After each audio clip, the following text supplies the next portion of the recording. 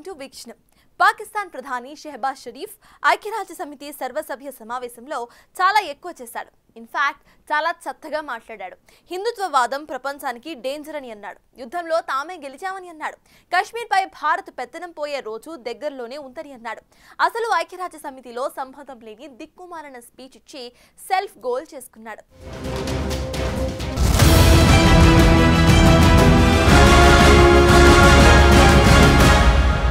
Ladies and gentlemen, there must be no space for hate speech, discrimination or violence against any person or against any religion. Hate-driven ideologies such as India's Hindutva-driven extremism pose a danger to the entire world. Right. చూసారుగా పాక్ ప్రధాని Shehbaz Sharif comments. మాట్లాడిన దానికి అర్థం పర్థం ఉందా? అసలు తలాతూక ఏవైనా ఉందా?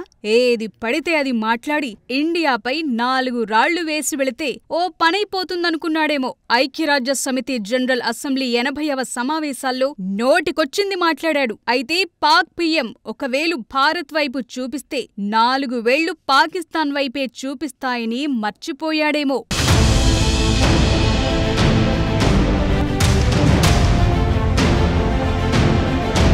ఇష్యూస్ డైవర్ట్ చేయడానికి షెహబాజ్ షరీఫ్ కొత్త రాగం అందుకున్నట్లుగా యునైటెడ్ నేషన్స్ లో మాట్లాడిన సీన్లు చూస్తే అర్థమయ్యే విషయం. ద్వేషపూరిత ప్రసంగాలకు ఏ వ్యక్తిపైనా లేదా ఏదైనా మతంపైనా హింసకు తావుండకూడదని, భారత హిందుత్వ అతివాదం, ద్వేషపూరిత భావజాలం మొత్తం ప్రపంచానికే డేంజర్ అంటూ మాట్లాడాడు షరీఫ్. అంతేకాదు ఎప్పటిలాగే కశ్మీర్ గురించి ప్రస్తావించారు. తాను కశ్మీరీ ప్రజలకు అండగా నిలుస్తానని, పాకిస్తాన్ కూడా వారితో అండగా నిలుస్తుందని, త్వరలోనే ఒకరోజు కశ్మీర్లో భారతదేశ పెత్తనం ఆగిపోతుందని హామీ ఇస్తున్నానన్నాడు.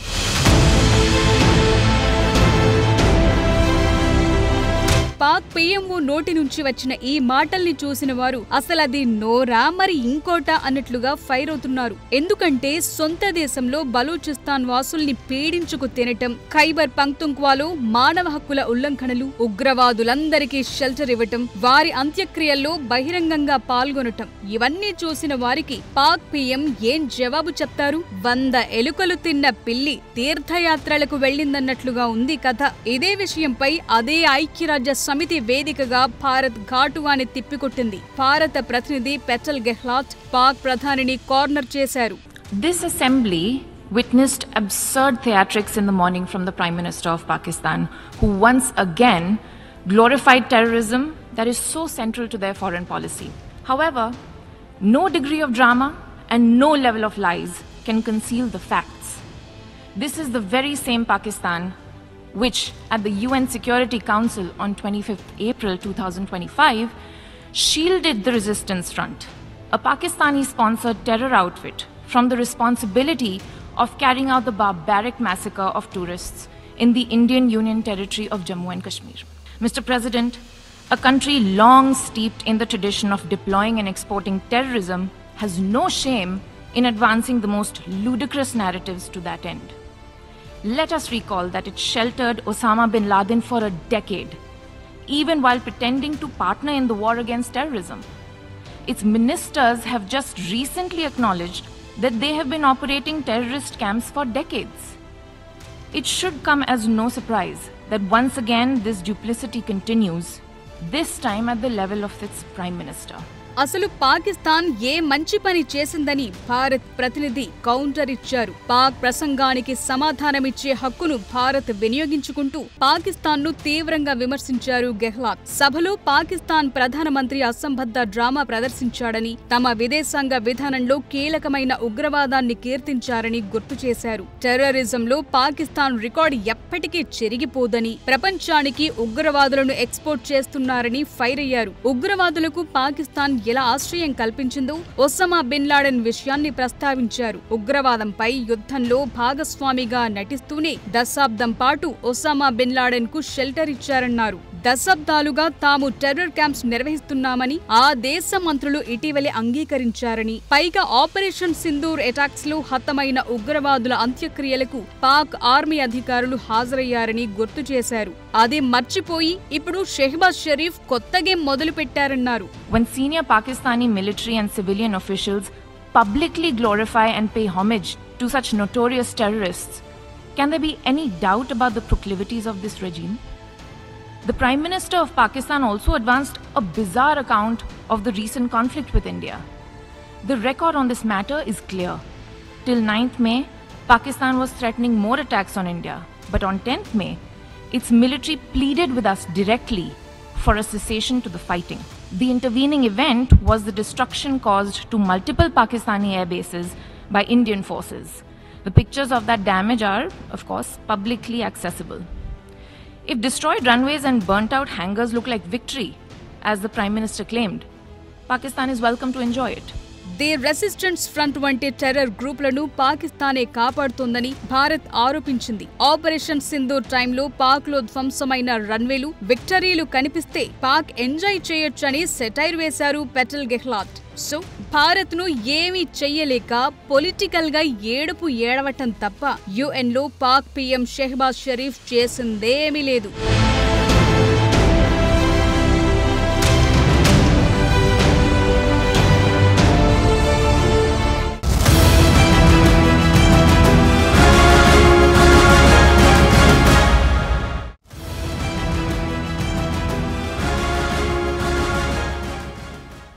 అతివాదం అన్న మాట పాక్ ప్రధాని నోట రావటం అటెన్షన్ డైవర్షన్ కోసమే. సొంత దేశంలో జరుగుతున్న అరాచకాలను పక్కన పెట్టేసి పక్క దేశంలో లేని విషయాలను ప్రస్తావించడమే పెద్ద జోక్. నిజానికి పాకిస్తాన్లో మైనారిటీస్ గా ఉన్న హిందువుల పరిస్థితి ఏంటి? స్వాతంత్రం వచ్చినప్పుడు ఎందరున్నారు? ఇప్పుడు ఉన్నది ఎందరు? బలూచిస్తాన్ వాసుల హక్కులని కాలరాస్తున్నది ఎవరు? వాళ్ళు పాక్లో భాగం కాదా? చెబుతూ వెళ్తే కథ చాలా దూరం వెళ్తుంది.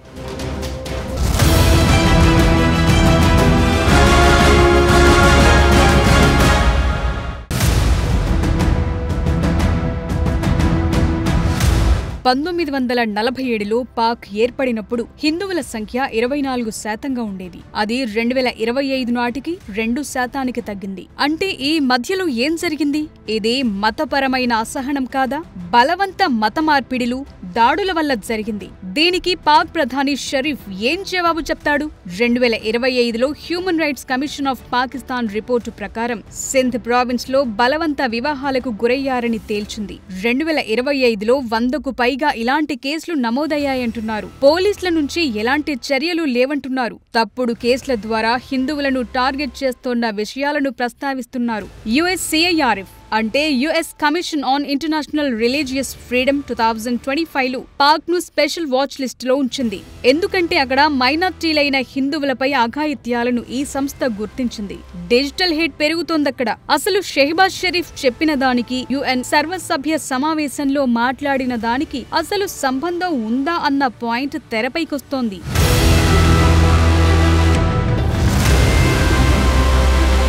ఇక బలూచిస్తాన్ విషయం చూద్దాం. అక్కడ రోజు నిత్య సంఘర్షణే. నిజానికి పాకిస్తాన్ భూభాగంలో 44% బలూచిస్తాన్దే. అయినా సరే వారికి నిధులు, నీళ్లు, సౌకర్యాల విషయంలో ఏమాత్రం సహాయం చేయట్లేదు పాక్ పాలకులు. అందుకే వారు తిరగబడుతున్నారు. ఈ ఏడాదైతే ఇంకా మానవ హక్కుల ఉల్లంఘనలు విపరీతంగా పెరిగాయని సాక్షాత్తు UN ఎక్స్పర్ట్స్ ఏప్రిల్లో పాక్ ను హెచ్చరించారు. దీనికి ఏం జవాబు చెప్తావు Shehbaz? Human rights watch 2025 report ప్రకారం బలూచిస్తాన్లో Pak military pickup and dump అంటే అపహరణ, టార్చర్, డంప్ విధానాన్ని అమలు చేస్తోంది. బలూచ్ వాసులు సహజ వనరులైన గ్యాస్, మినరల్స్ పై హక్కుల కోసం పోరాడుతున్నారు. కానీ వీటిని అణచివేయటం లేదా? హిందూ అతివాదమంటూ మాట్లాడుతున్న షెహబాజ్ షరీఫ్ 10 ఏళ్లు లాడెన్ ను తమ దేశంలో ఎందుకు దాచి ఉంచారో చెప్పే దమ్ము, ధైర్యముందా?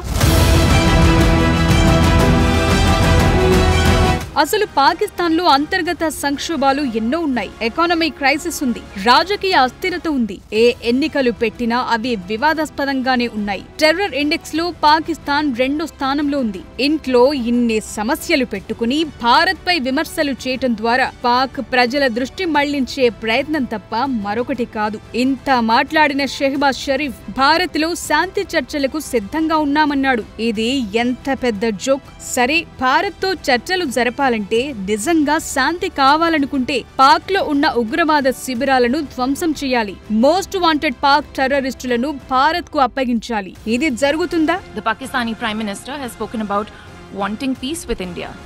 If he is indeed sincere, the pathway is clear. Pakistan must immediately shut down all terrorist camps and hand over to us terrorists wanted in India. It is also ironic that a country which wallows in hate, bigotry, and intolerance should preach to this assembly on matters of faith. The political and public discourse of Pakistan reflects its true nature. Clearly, a look by them at the mirror is long overdue. Mr. President, India and Pakistan have long agreed that any outstanding issue between them will be addressed bilaterally. There is no room for any third party in that regard. This is our long-standing national position. Where terrorism is concerned, we are making it clear that there will be no distinction between the terrorists and their sponsors. Both will be held accountable. Nor will we allow terrorism to be practiced under the cover of a nuclear blackmail. India will never bow to such threats. Bharat Pak మధ్య ఏ సమస్య వచ్చినా ద్వైపాక్షికంగా చూసుకోవాలి. Trump లాంటి third party ప్రమేయం ఉండకూడదు. కానీ ఇటీవలి ఉద్రిక్తతలను Trump ఆపారని, ఆయన గొప్ప శాంతిదూత అని వర్ణించడం షరీఫ్ కే చెల్లింది. పాక్ చేస్తున్న న్యూక్ థ్రెట్స్ ను ఇండియా చాలా లైట్ తీసుకుంటుందని UN లో భారత ప్రతినిధి గట్టిగానే తిప్పికొట్టారు.